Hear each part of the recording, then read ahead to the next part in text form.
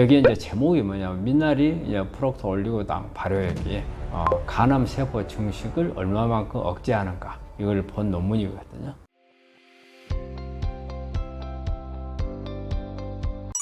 미나리의 놀라운 항암 효과는 어떤가요?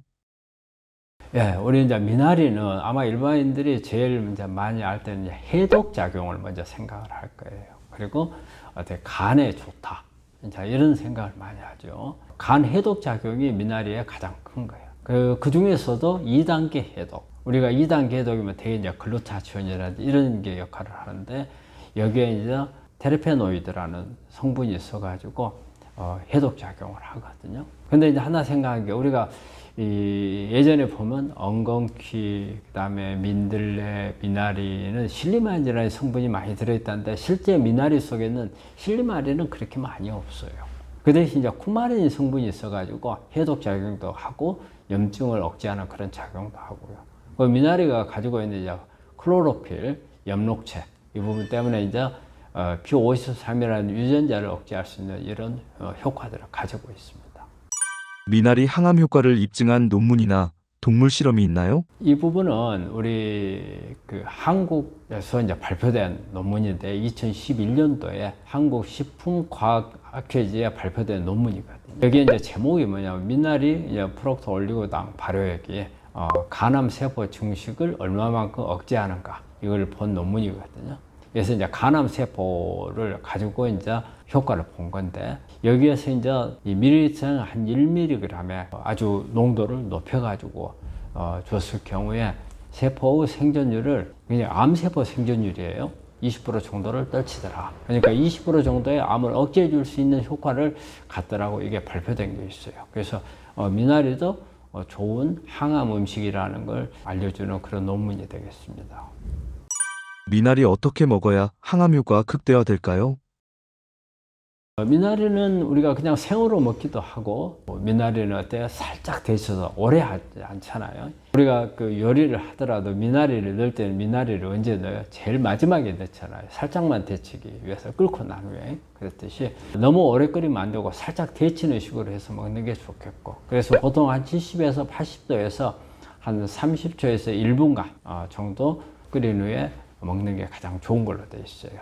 그리고 여기에다가 올리브 오일 같은 것을 조금 넣어가지고 하게 되면 이 안에 있는 성분들의 흡수율을 상당히 높일 수가 있고, 그리고 미나리 같은 경우는 녹즙이라든지 이런 걸 내서 먹는 것보다는 음식 자체로 통으로 그래 먹는 게 좋다고 되어 있습니다. 암 환자가 미나리 섭취할 때 주의사항이 있을까요? 미나리도 이제 주의해야 될 부분이 이제 칼륨이에요. 칼륨이, 우리가 이제 칼륨이 많은 음식들이 제법 있어요. 감자, 고구마, 바나나, 키위, 비트, 토마토, 이런 게 있어서, 이럴 때는 항상 우리 항암을 하시는 분들, 암을 치료하는 분들에서는 신장 기능을 꼭 보셔야 됩니다. 그래서 칼륨이 높으면 칼륨이 올라갈 수 있는 부분들을 낮춰야 되거든요. 미나리도 그 중에 하나라고 생각하시면 돼요. 칼륨이 높은 채소이기 때문에 신장이 안 좋을 때는 좀 주의를 하셔야 되고, 그리고 우리가 미나리는 어디서 키워요? 수생식물이잖아요. 그러다 보니까 재배하는 곳에, 우리 농 같은 데다가 물을 갖다 놓고 거기에서 이렇게 키우잖아요. 그러다 보면은 여기에는 세균이라든지 기생충이라든지 그 토양에 혹시 가지고 있을지 모르는 중금속이라든지 이런 부분들에 대한 오염이 있는 경우가 있을 수 있거든요. 그리고 미나리, 우리가 보통 미나리깡이라고 하죠. 미나리를 계속 그 자리에서 키우잖아요, 한 군데서. 그렇기 때문에 이런 부분들에 대한 정확한 소독이 잘 돼 있는가를 좀 잘 봐야 될 것 같아요. 그런 부분들에 좀 의심이 된다면 아주 좀 더 신경을 써가지고 좀 씻는데 세척을 좀 오래 하고 나서 쓰는 게 좋겠고요. 그 만약에 미나리를 우리가 구했는데 이렇게 흙내가 난다든지 약간 씁쓸한 이런 부분들이 있을 때는 뭔가 신선도가 떨어졌거나 오염이 됐을 가능성이 있으니까, 가능한 우리 환자분들은 이런 재료는 사용을 하지 않는 게 좋을 것 같습니다. 미나리와 함께 먹으면 좋은 식품은 뭐가 있을까요? 네, 미나리도 마찬가지로 식표학과 식물들하고 같이 먹는 게 좋죠. 브로콜리, 마늘, 양파 이런 부분들, 부추도 괜찮고. 그리고 이제 건강에는 올리브 오일, 그다음에 토마토, 그다음에 콩, 이런 부분들을 대부분 이렇게 파이토케미칼을 가지고 있는 이런 우리가 일상적으로 먹는 채식들은 서로 다 궁합이 맞으니까 너무 이렇게 어떤 같이 하면 안 되지 않나 하는 그런 걱정 안 하셔도 될 것 같아요. 이런 부분들을 같이 먹으면 효과가 높아질 것 같습니다. 구독자님이 댓글로 남겨주신 질문입니다.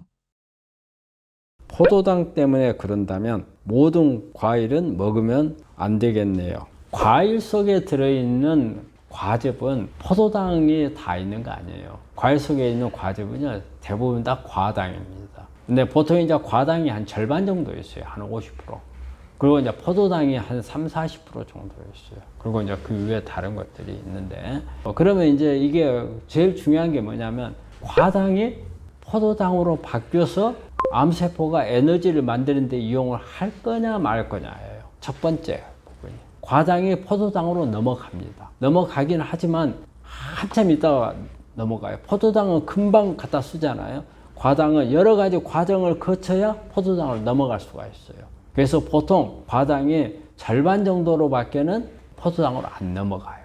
그렇기 때문에 우리가 당 지수를 체크를 하면 과즙은 당 지수가 높진 않아요. 그러면은 당 지수가 안 높으니까 먹어도 되는 거잖아요. 그런데 이제 문제가 좀 있어요. 과당은 우리가 보통 이제 그 암세포 제사라는 게 바르브르크 효과라는 게 있어요. 그래서 바르브르크 효과라는 건 뭐냐면 우리가 암세포는 에너지를 포도당, 해당 작용을 통해서 에너지를 만들어요. 미토콘드리아에서 에너지를 만들지를 않고. 그런데 이 해당 작용은 암세포가 이용하는 과정이거든요. 이걸 촉진시켜버려요. 과당에. 그래서 암세포를 이게 포도당으로 가느냐 안 가느냐 이 문제보다도 이게 해당 작용을 촉진시켜 가지고 암을 성장하도록 도와줄 수 있는 그런 효과가 이게 과당에 있어요. 그래서 과당은 어느 분들이 이런 이야기를 해요. 과당은 당 지수가 안 높아. 그러니까 우리가 그냥 포도당 개념 생각하지 말고 그냥 먹어도 된다. 이렇게 말씀하시는 분들이 있더라고요. 근데 그거는 아니고요. 그 다음에 또 우리가 과즙 속에 있는 게 과당만 들어있는 게 아니고 한 30, 40% 정도는 포도당에 들어있어요. 그러니까 포도당에 들어오는 겁니다. 그래서 우리가 과일을 먹을 때 또 특히 이 질문을 많이 하는 분들이 거꾸로 식단을 하는 분들이 이 질문을 많이 해요. 왜? 과일이나 야채를 먼저 먹고 배를 부르게 만들면 밥이 안 들어간다는 거예요. 그렇게 해서 당 지수를 낮춘다 하는데 이때 과일이 나온단 말이에요. 그럼 과일을 먹는다 그 말은 우리 환자분들은 그냥 우리 평소에 과일 먹듯이 과즙 같이 먹는 걸 생각을 하거든요. 이게 포도당이 아니니까 괜찮다 하는데 그건 아니에요. 이게 거꾸로 식단할 때 과즙은 가능한 한 적게 먹는 게 좋습니다. 야채 종류를 많이 먹고 그래야 우리가 탄수화물을 줄일 수 있는 방법이지 과일을 먹으면서 우리가 쌀밥만 줄이겠다. 그건 답은 아닙니다. 구독자분들께 해주고 싶은 말씀이 있으신가요? 오늘 또 우리 환자분들하고 여러 가지 이야기 많이 나눠봤습니다.